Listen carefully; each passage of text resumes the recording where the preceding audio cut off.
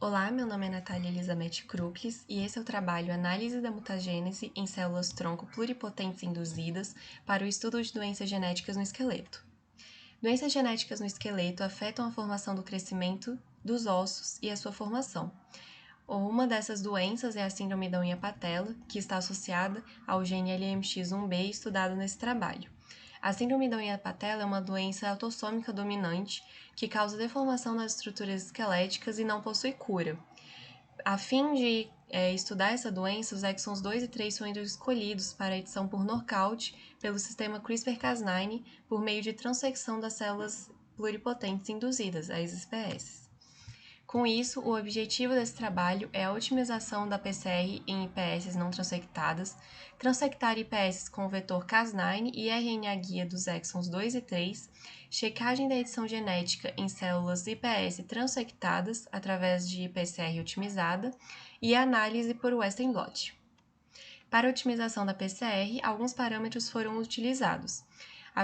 Na reação de PCR foram utilizados dois gradientes, betaína, de 0,5 molar a 2,5 molar, e cloreto de magnésio, de 0,5 milimolar a 3 milimolar. Essas reações foram colocadas no termociclador, que também foi programado com um gradiente de temperatura de anelamento, de 55 graus a 61 graus.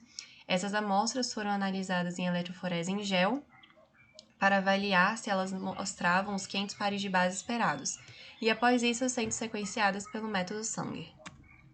Para a transecção das IPS foi utilizada a lipofectamina STEM. Numa placa de 12 poços, foram cultivadas as células IPS até chegarem numa confluência de mais ou menos 80%. Foram feitas duas soluções de diluição, uma com a lipofectamina STEM e uma com a Cas9 e as RNA guias do exon 2 e 3. A solução diluída de RNA guia e Cas9 foi adicionada na solução diluída de lipofectamina STEM. Essa solução final, contendo RNA guias do exon 2 e 3, Cas9 e lipofectamina STEM, foi adicionada na placa de 12 poços com as IPS, fazendo um gradiente entre lipofectamina e RNA guia para saber qual melhor condição e gradiente seria melhor para essas células. Essa placa foi incubada durante 48 horas, após isso sendo feita a análise por microscópio. Os resultados obtidos até agora são a eletroforese em gel com as amostras de exon 3 da PCR otimizada, que mostra pares de base nos 500 pares de base, que é o tamanho esperado. O outro resultado foi o sequenciamento dessas amostras de exon 3, que é de DNA de células não transectadas, que mostra que não há mutações pontuais nessa sequência.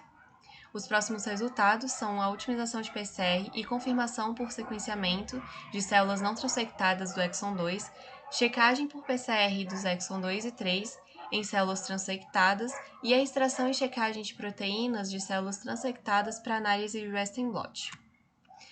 A alta taxa de base CG nas sequências do exon 2 e 3 foi responsável por tornar necessária essa otimização da PCR. A PCR otimizada, que mostrou resultados positivos para o exon 3, foi utilizando 2 milimolar de cloreto de magnésio, 1,5 molar de betaína, que auxilia na estabilização da reação e a facilitação da abertura desses pares de base, e com temperatura de anelamento de 60 a 61 graus. O sequenciamento confirmou a posição desse exon no gene LMX1B e, novamente, não apresentou mutações pontuais. Em células transectadas e tratadas com puramicina, foi feita essa reação de transfecção e esse DNA das células foi extraído. Foi feita uma PCR e uma eletroforese em gel para avaliar o exon 3, com um tamanho de base esperado de 400, porém não houve amplificação do DNA, e isso pode ter sido pela degradação dessas amostras durante o processo de extração de DNA. Por isso, uma nova transecção será feita, após isso fazendo uma análise de heteroduplex análises para uma confirmação mais certa dessa transecção. Porém, para que isso ocorra, é necessário que as PCRs estejam em pleno funcionamento. Muito obrigada!